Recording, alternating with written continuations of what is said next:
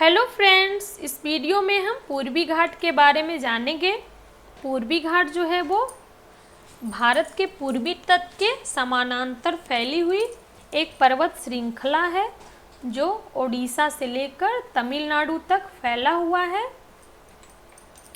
पूर्वी घाट जो है ये देखिए ओडिशा, आंध्र प्रदेश, तेलंगाना, कर्नाटक और तमिलनाडु में ये फैला हुआ है।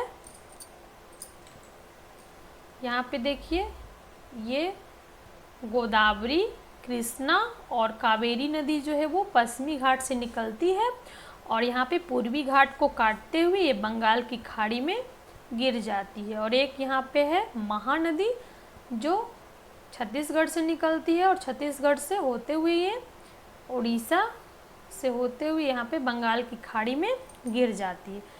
ये चारों प्रमुख नदी है जो पूर्वी घाट, पश्चिमी घाट से होते हुए ये तीनों गोदावरी, कृष्णा, कावेरी जो पूर्वी घाट को काटते हुए बंगाल की खाड़ी में गिर जाती है। और ये है महानदी। ये सब जो है वो इसकी पहाड़ियाँ हैं और प्रमुख चोटियाँ हैं जो पूर्वी घाट में है। तो सबसे ऊंची चोटी जो है वो महेंद्रगिरी है जिसकी ऊंचाई जो है वो 1501 मीटर है। और बहुत सारी पहाड़ियाँ हैं, नेरा मल्ला, नल्ला मल्ला, एरा मल्ला, बालकोंडा, पालकोंडा, नागरी, ज्वारी, पालकोंडा, मेल्लागिरी, सेवरोई की पहाड़ियाँ, ये सब जो है वो पूर्वी घाट की पहाड़ियाँ हैं। पूर्वी घाट भारत की प्रमुख पर्वत श्रृंखलाओं में से एक है जो भारतीय उपमहाद्वीप के दक्षिण हिस्सों में स्थित है। यह पर्वत श्रृंखला मुख्य रूप से उड़ीसा, आंध्र प्रदेश, तेलंगाना और तमिलनाडु राज्यों में फैली हुई है। पूर्वी घाट की भौतिक भूगोल, पर्यावरण और संसाधन प्रबंधन से संबंधित अध्ययन के लिए महत्वपूर्ण हिस्से के रूप में आता है। भौगोलिक स्थिति, पूर्वी घाट की शुरुआत जो है वो पश्चिमी उड़ीसा से होती है और यह आंध्र प्रदेश, कर्नाटका, तेलंगाना और तमिलनाडु से गुजरती है। इसकी लंबाई 1500 किलोमीटर है, लगभग 1500 किलोमीटर है और यह समुद्र तट से समानांतर फैली हुई है। प्रमुख पर्वत श्रृंखलाएं शंकरगिरी, नीलगिरी, कोंडापल्ली, महेंद्रगिरी आदि हैं।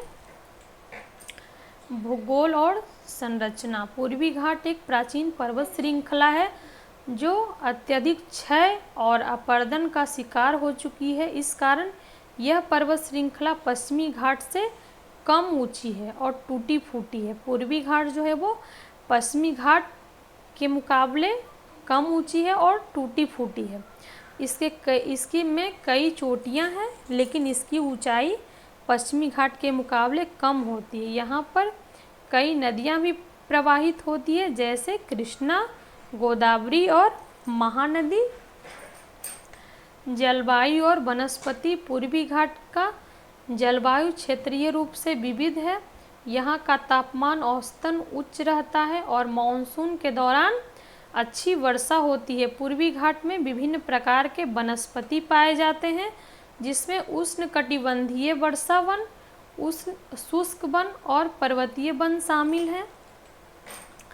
पर्यावरणीय और जैविक महत्व, यह क्षेत्र जैविक विविधता में समृद्ध है। यहाँ अनेक वन्यजीव, पौधे और पक्षी प्रजातियां पाई जाती हैं जिनमें कुछ विशेष प्रजातियां केवल इसी क्षेत्र में पाई जाती है।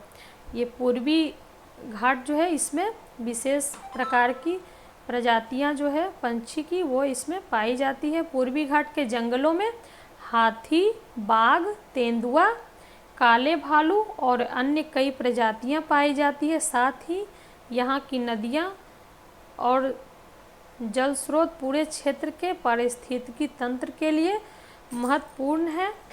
खनिज संसाधन, पूर्वी घाट में खनिज संसाधनों का महत्वपूर्ण स्रोत है। यहाँ पर कोयला, लौह अयस्क, बॉक्साइट, मैग्नीज और अन्य खनिज पाए जाते हैं जो भारतीय अर्थव्यवस्था के लिए महत्वपूर्ण है। कृषि और जलवायु, पूर्वी घाट के आसपास के क्षेत्रों में कृषि प्रमुख आजीविका का स्रोत है। यहाँ की जलवायु में चावल, मक्का, ज्वार और तंबाकू जैसी फसलों की खेती होती है। इसमें प्रमुख नदियाँ पूर्वी घाट क्षेत्र में कई प्रमुख नदियाँ बहती है, जैसे गोदावरी, कृष्णा, महानदी, कावेरी आदि। जो दक्षिण भारत के लिए जीवन दायिनी, ये सब नदियाँ जो है वो दक्षिण भारत के लिए जीवन दायिनी है। वर्तमान चुनौतियाँ देख लेते हैं। पूर्वी घाट क्षेत्र में पर्यावरणीय दबाव और खनन गतिविधियाँ इसके पारिस्थितिकी तंत्र को प्रभावित कर रही है। इन गतिविधियों से जंगलों की कटाई, जलवायु परिवर्तन और जैव विविधता की हानि हो रही है। इसके साथ ही यह क्षेत्र विकास की कमी और गरीबी जैसी सामाजिक चुनौतियों का सामना भी कर रहा है। Thank you.